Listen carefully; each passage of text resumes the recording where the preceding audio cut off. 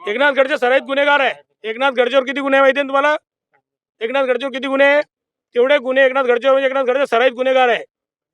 दिन गौण गणेश 137 करोड रुपये चोरलंय. हा, अशा पद्धतीमध्ये अनेक गोष्टी केलेल्या आहे. काही गोष्टी फक्त राज्याचे मोठे मोठे पद असल्यामुळे ते समोर आल्या नाही किंवा दारूशाहीमुळे समोर आलेले नाही. पण विषय सगळ्यात महत्त्वाचा मुद्दा असा आहे की आजही बस स्टेजवर एखाद्या बाईची इज्जत केला, 509 सारखा गुन्हा दाखल त्यांच्यावर. 509 संस्था तुम्हाला आता नाही, TNS कायदा नाही.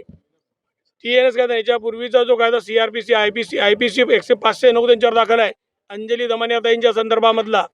म्हणजे तो किती मोठा गुन्हेगार आहे. काय गुन्हेगार सांगतो लोकांना? चंद्रकांत पाटलांनी रक्षाताईवर टीका केली की रक्षाताईपासून गुंडागर्दी सुरू केली आणि एकनाथ खडसे सराईत गुन्हेगार आहे. मला वाटतं की रक्षाताईची प्रतिमा ही देशभरामध्ये संयमी आणि शांत स्वभावाची व्यक्ती अशा स्वरूपाची आहे आणि तुम्हालाच नाही तर सगळ्या जगालाच माहिती आहे असं मी त्यांना सांगू इच्छितो. रक्षाताई कधी संतापत नाही, परंतु यांच्या गुंडगिरी विरुद्ध रक्षाताईंना या ठिकाणी संताप व्यक्त करावा लागला. या ठिकाणी यांची गुंडगिरी एवढी वाढली की 100 मोटरसायकलवर 200 गुंड बसून यांनी गावामध्ये रॅली काढली. हे आमच्या मुक्ताईनगर शहराला माहिती आहे.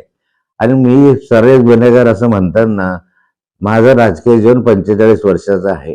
80 पासून मी राजकारणामध्ये शेतकरी संघाचा चेअरमन वगैरे पासून त्या कालखंडापासून तर आज ताग आहे. राजकीय गुन्हे वगळता माझ्यावर साधी NC सुद्धा दाखल नाहीये. बरं, राजकीय सराईत गुन्हेगार कोणाला म्हणतात तर चंद्रकांत पाटलांना म्हणतात. त्यांच्यावर 307चे गुन्हे दाखल होते. राजकीय गुन्हे सोडून द्या, पण 307चा गुन्हा दाखल होता. नंतर त्यांना तडीपारीची नोटीस तयार होती. ह्यांना म्हणतात सराईत गुन्हेगार.